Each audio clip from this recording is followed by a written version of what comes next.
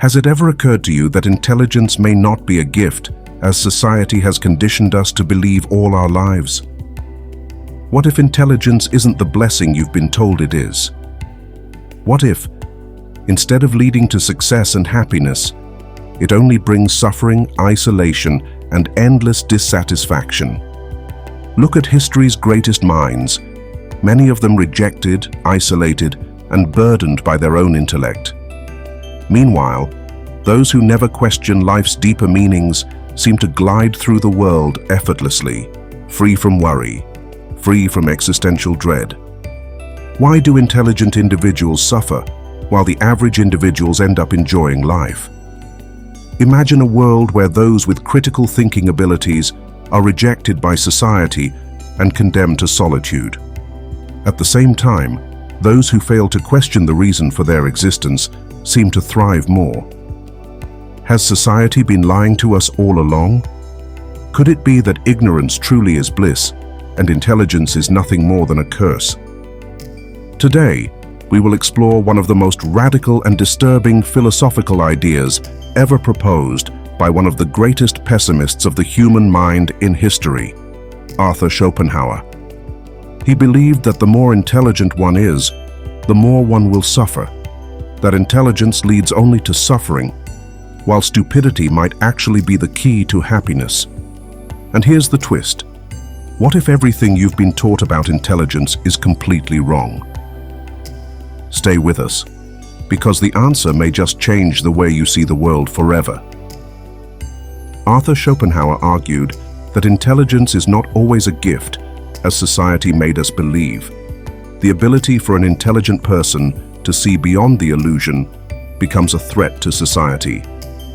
This is because they chose mediocrity over genuinity and conformity over truth. Most people are not looking for the truth. They just want to fit in the crowd, so they keep looking for external validation rather than internal. He explained that an intelligent individual sees beyond the masks that everyone else wears and therefore chooses to remain alone rather than join the rest of the crowd. But it's not because they disregard society, but because they choose to find fulfillment and satisfaction in themselves rather than seeking it somewhere else. Schopenhauer believed that society rejects intelligent individuals not because something is physically or mentally wrong with them, but because they see the truth for what it is and decide to choose it, rather than conforming to the norms of society like everyone else. Think about it. How many times have you been resented for saying something obvious? How many times have you tried to correct something or someone, but ended up getting rejected rather than a show of gratitude? This is because when society discovers how intelligent you are, it awakens the feeling of envy, rejection, and resentment towards you, not because you are harmful in any way, but because you are different. But if intelligence generates nothing but negativity, does that mean we should not socialize at all? Schopenhauer had a profound response to this. He believed that knowledge alone is not enough to navigate through society. You have to know how to handle intelligence as a silent weapon, by concealing it, and not as a flag you wave in the wind. He called this the art of pretending to be an idiot. Not because you are an idiot, but because there are certain moments when showing intelligence isn't necessary and pretending to be a fool is actually the answer. According to Schopenhauer, pretending to be less than you are in certain moments can be the master move you need to navigate freely. But this does not mean renouncing intelligence completely. It means using it strategically to get what you want. If it's the respect you want, you shouldn't boast. If you want to be listened to, then you shouldn't correct. Instead, conceal your intelligence and pretend. By doing this, you make others feel secure and satisfied, which makes them think they arrived at the truth by themselves. Schopenhauer argued that intelligence sets the path that leads to isolation and existential despair, while ignorance sets a kind of blissful shield against the genuine truth of the world. He believed that life itself was governed by a blind, relentless force of will, an unending cycle of desire and suffering that no amount of deep thinking could escape. According to him, the more intelligent an individual is, the more aware of life's pointlessness they become. They tend to see through the illusions that others depend on as the source of comfort and shy away from it. They see the emptiness behind these illusions. Have you ever felt disconnected or disengaged from those around you because they are content with what society feeds them, things that you find meaningless? Or wondered why, even though average individuals chase status, wealth, and approval, they end up unsatisfied no matter what? If so, then you are not alone. All deep thinkers have the same experience, and what's more profound is that it is the dark side of intelligence that Schopenhauer spoke about. He argued that intelligence comes with a more intense sensitivity to pain.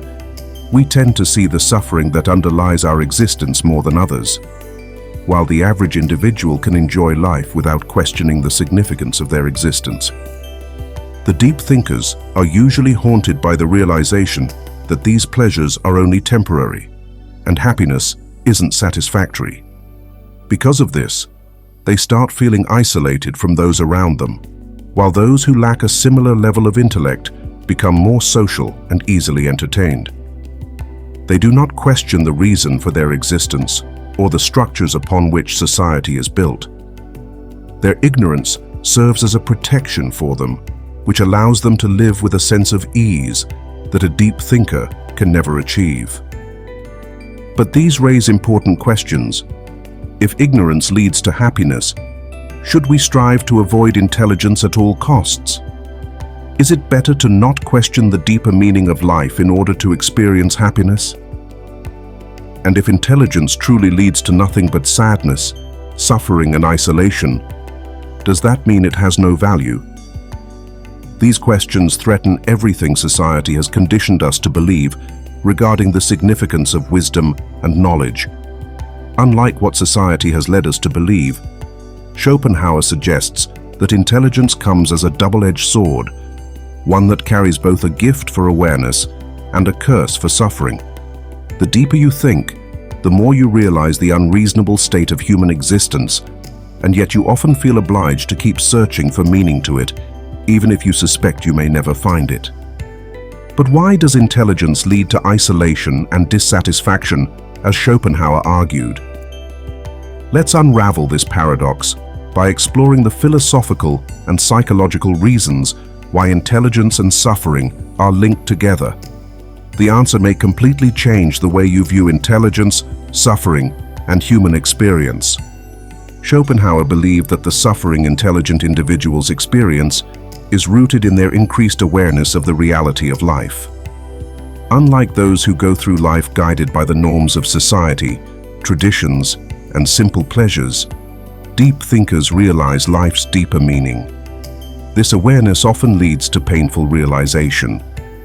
Most of what average individuals work hard for, acceptance, validation, and success, are all built upon illusions that fail to provide endless fulfillment and satisfaction. But here is a question: why does intelligence make one's life miserable? To answer this, let's take a look at how the human mind processes the world. As intelligent people, we tend to constantly analyze, question, and seek truth in life. This constant process leads to disappointment, because reality tends to be different from what we expect.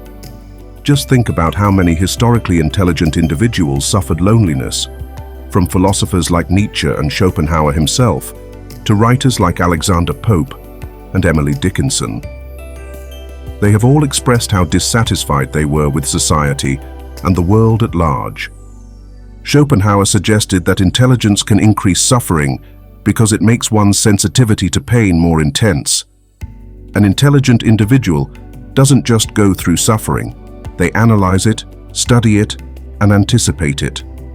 This form of self-awareness makes them develop an emotional weight that other average individuals do not experience. Consider people with an average level of intelligence. They face difficulties, but they move on quickly because they choose to overlook the truth and look for distractions in entertainment or social interactions, while the deep thinkers keep pondering upon what happened in their mind by replaying it. They dissect their emotions and reactions and contemplate the real meaning of their suffering, which only increases their pain. This also explains why deep thinkers struggle with loneliness.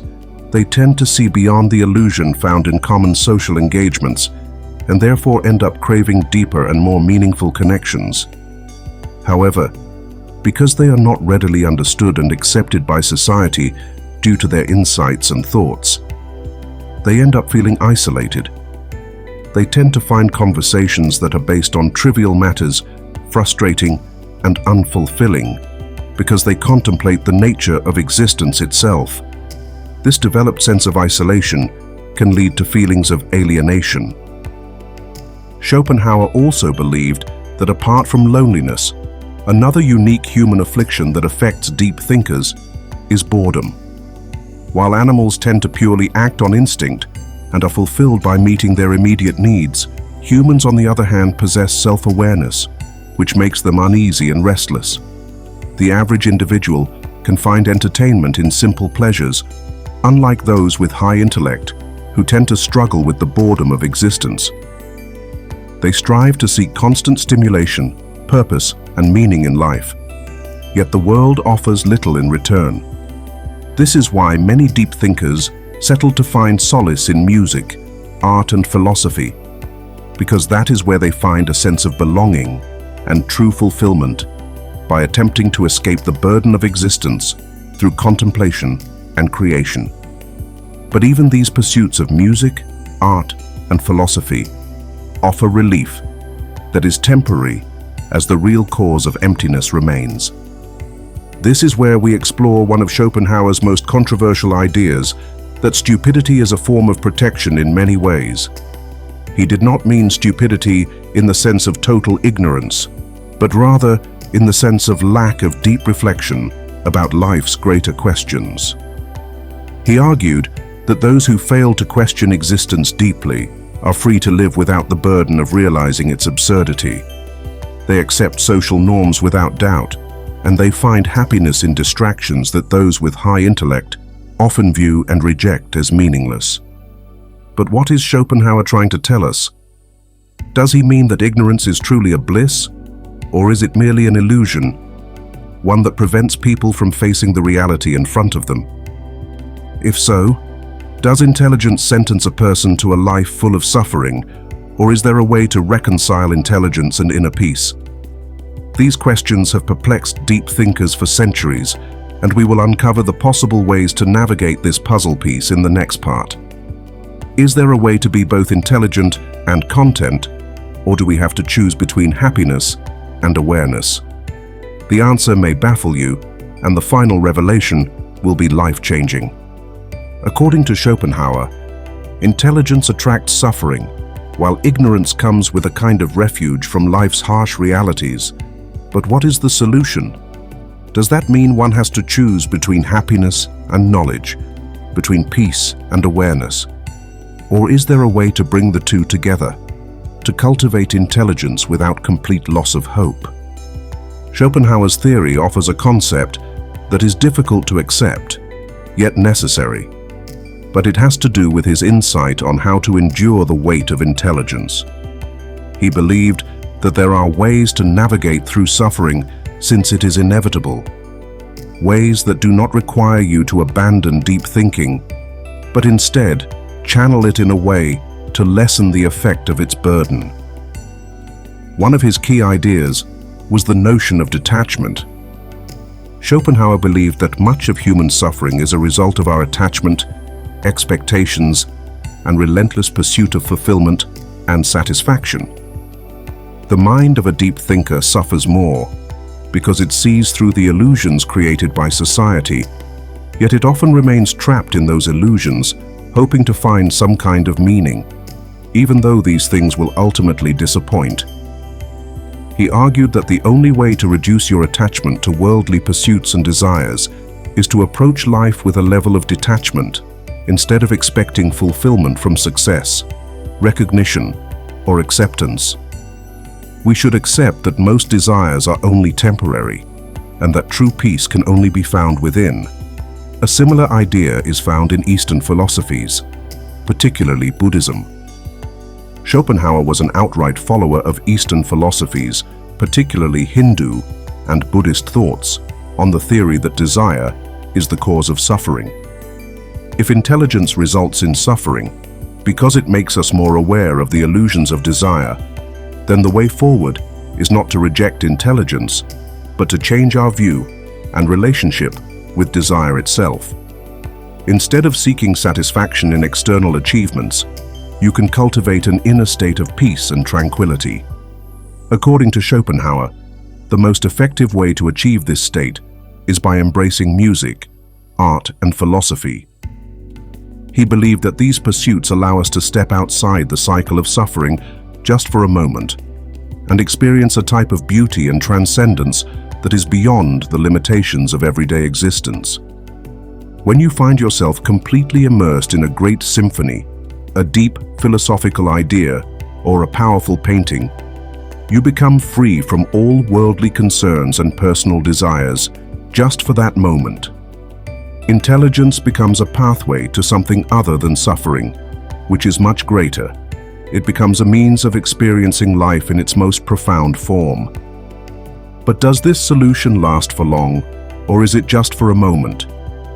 Can intelligence truly be brought together with contentment by immersing oneself in music, art, and philosophy alone? That's where the challenge lies. These moments of transcendence and inner peace are usually temporary. A piece of music can transcend the mind, but eventually one must return to the reality of existence. He famously wrote, "The effect of music is so very much more powerful and penetrating than is that of the other arts, for these others speak only of the shadow, but music of the essence."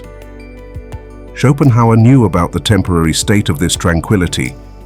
He therefore suggested another path, one that does not just eliminate suffering, but helps the deep thinker to endure it. This path, he suggested, is one of acceptance, instead of rejecting or resisting the nature of reality as it is. Instead of complaining about the burdens of intelligence, you should embrace and accept the world as it is. A deep thinker should understand that suffering is not a personal affliction, but an important aspect of existence itself. To think deeply is not to be cursed or rejected, but to be granted the opportunity to navigate through life with wisdom and understanding. This doesn't mean you should surrender to despair or sadness, but rather you should approach life with a level of understanding, a level of awareness that while suffering cannot be avoided, it can be a shared experience, one that is found in all of humanity. But there is still one question that needs to be answered. The question that holds the key to everything. If intelligence is a curse, can it also be changed into a gift? Can deep thinking lead to something greater, even a form of salvation, and not just suffering as we are meant to understand? The answer will stand against everything we have explored so far, and it may change the way we view suffering, intelligence, and the purpose of existence itself. If deep thinking attracts suffering, but also provides a path to wisdom and tranquility, then the question remains, can it be changed into something even greater? Can it become a source of liberation instead of being a burden, as Schopenhauer explained? He believed that one cannot escape from suffering, but he also suggested a deeper truth, one that provides a way to rise above the despair that often comes with deep thinking.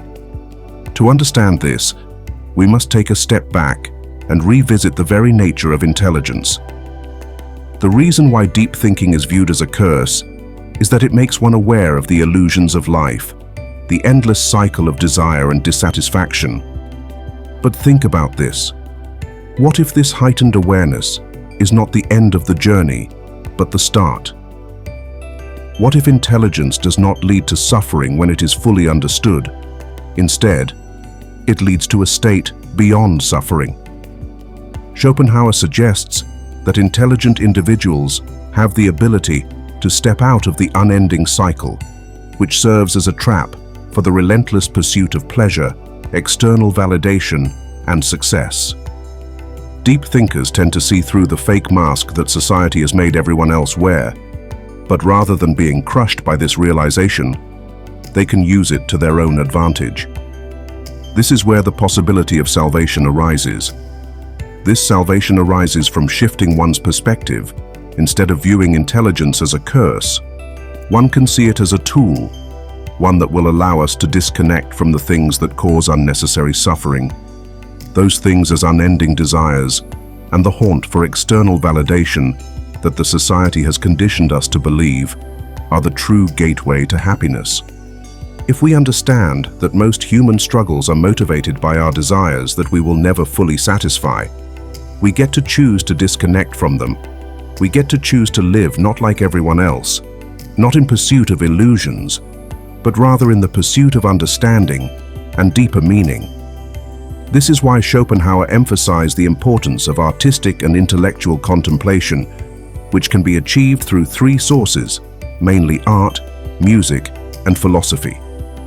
He believed that the human mind, when it gets freed from the endless chase of worldly distractions, like it has been conditioned to do by society, could find moments of absolute clarity, moments where suffering completely disappears, and all that will remain is a deep sense of awareness.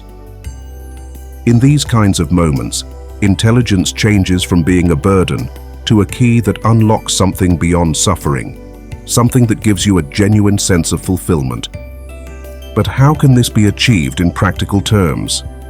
Does it mean you should completely withdraw from life and instead choose books, art, and philosophy as your escape destination?